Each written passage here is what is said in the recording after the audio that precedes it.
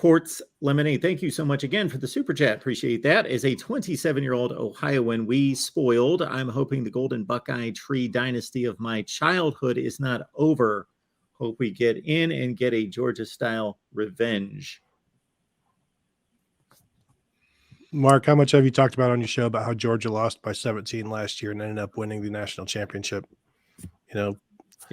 The narrative that, well, you can't get blown out. And again, this was not a blowout. This is in that sense. Earlier this season, the College Football Playoff Committee talking on their teleconference saying that Tennessee got beat by Georgia in a one-sided affair, but nobody ruled out Tennessee as a possibility for the playoffs until they lost that second game.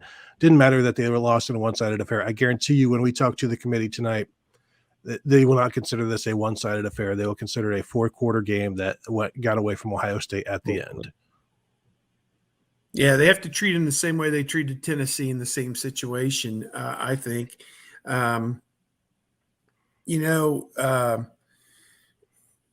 These games this weekend are toss-ups. I mean, both of them are 2.5-point favorites, USC over Utah. Utah's already beaten USC once, although it was, again, a 2-point conversion at the very end. They won 43-42 at home.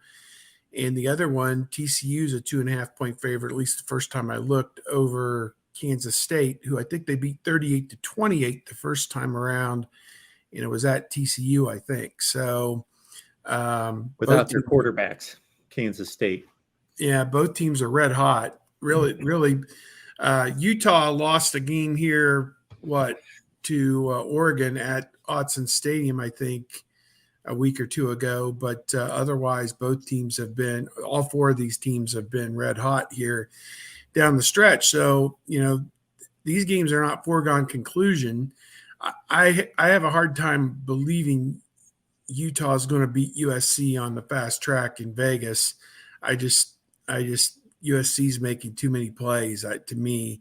The other one could go either way. TCU has been a high wire act all season, and is this the week where they finally fall off the high wire and somebody beats them? I don't know, but nothing surprised me. And if one of those results happens, I think it's Ohio State's spot. If TCU was named Texas and they were 12-0 and lost that game, then they'd still be in. But they're not named Texas; they're named TCU. So that's the long and the short of that. That's all I have to say about that. Well, yeah, TCU will deliver half the DFW ADI and about 12 other people. And, there's something to be said about that Ty is going to go to something that's going to turn the televisions on. And if you have Ohio State 5 and Alabama 6 in the rankings here on Tuesday night, they're going to both be sitting there looking to move up into a spot if anybody should falter. And what if they both lose? Does it then go 1 Georgia, 2 Michigan, 3 Ohio State, 4 Alabama? If TCU do it the way Kevin just described, can they jump Alabama to avoid SEC versus SEC in the semifinals and Big Ten versus Big Ten rematch in the semifinals? That's an interesting conundrum. There are people who believe that TCU is in regardless right now. So I'm sure they would be in there at 4 if they lose in that scenario. But I think one of the interesting things here is that people are saying that Ohio State shouldn't even be considered because TCU and USC are at least playing for their conference title. They are the beneficiaries of the Big 12 rule and the Pac-12 rule of no divisions. Like Ohio State is being punished because they have divisions. And so that's the only difference right there is that the Big Ten decided not to get rid of their divisions and the other two conferences have no divisions. So that they are both benefiting from that, which is fine. But to already punish Ohio State for that seems kind of odd to me. And don't you just still compare the resumes and take them from top win and compare the losses and then take the top win? You don't need to compare the Tarleton or Colorado or SMU games for TCU just because they played one extra game. Yeah, they're going to look at the wins. They're going to look at the losses. Obviously, Ohio State's got the best loss of anybody at this point in terms of who is being looked at.